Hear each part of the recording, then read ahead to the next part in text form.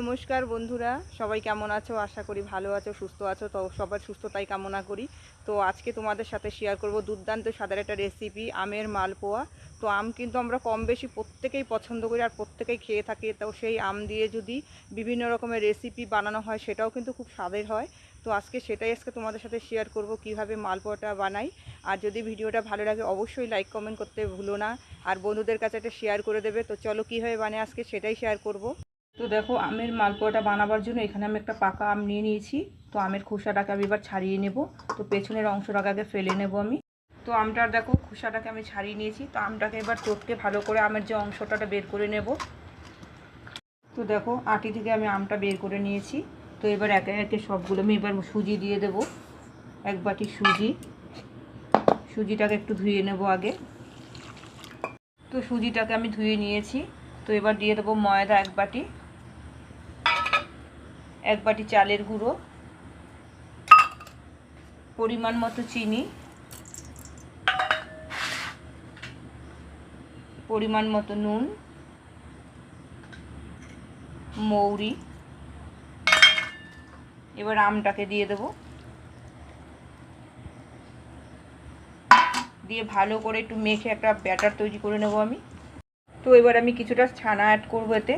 আর মালপোয়াতে যেন তো দুধ দিলে খুব সুন্দর টেস্টি হয়। তো আমি নারকেল কোড়া দিলাম না, এই কারণে আমি একটু ছানা অ্যাড করলাম। তোমরা চাইলে নাও দিতে পারো।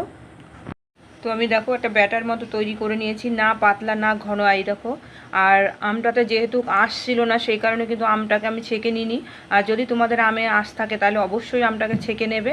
তো আমি এবার কিন্তু 10 মিনিট ঢেকে দেবো, ঢাকা দিয়ে রেখে দেবো। তো চলে এসেছি 10 মিনিট পর আমি রান্নাঘরে। 10 মিনিট বেশ ঢাকা দিয়ে রেখেছিলাম, সেই কারণে কিন্তু দেখো ব্যাটারটা খুব সুন্দর ফুলেছে। আর যে কোনো পিঠের জন্যই কিন্তু সুজিটাকে যদি কিছুক্ষণ ভিজিয়ে রাখা হয় সেই ক্ষেত্রে কিন্তু পিঠেগুলো খুব ফোলে।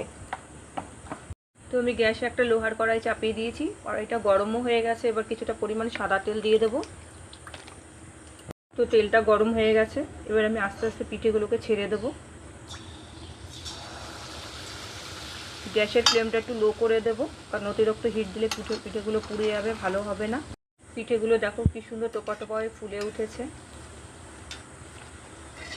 কেননা যে কিছুক্ষণ ভিজিয়ে ঢাকা দিয়ে রেখেছিলাম সেই কারণে কিন্তু পিঠেগুলো এরকম ফুলে উঠেছে।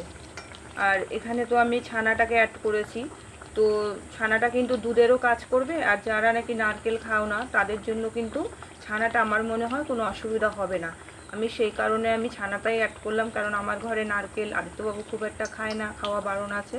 তো সেই কারণে ওনার জন্য আমি বেশিরভাগ ক্ষেত্রে ছানাটাকেই ব্যবহার করি। তো বন্ধুরা, আজকে আমার রেসিপি ছিল আমের মালপোয়া। তো রেসিপিটা তোমাদের কাছে কেমন লাগলো অবশ্যই জানাবে। আর দেখো কত সুন্দর স্পঞ্জের মতো হয়েছে, দেখো পুরো তুলতুল করছে পিঠেগুলো, এত সুন্দর হয়েছে। আর তোমাদের কমেন্টের আশায় থাকবো, অবশ্যই তোমরা কমেন্টে জানাবে আমের মালপোয়াটা কেমন বানালাম। তো এইভাবে তোমরাও করে খাবে, আশা করি খুব ভালো লাগবে। আমি কিন্তু এবার আমের সিজনে 3বার করে বানালাম, এতটাই ভালো লেগেছে সেই কারণেই 3 দিন বানিয়েছি।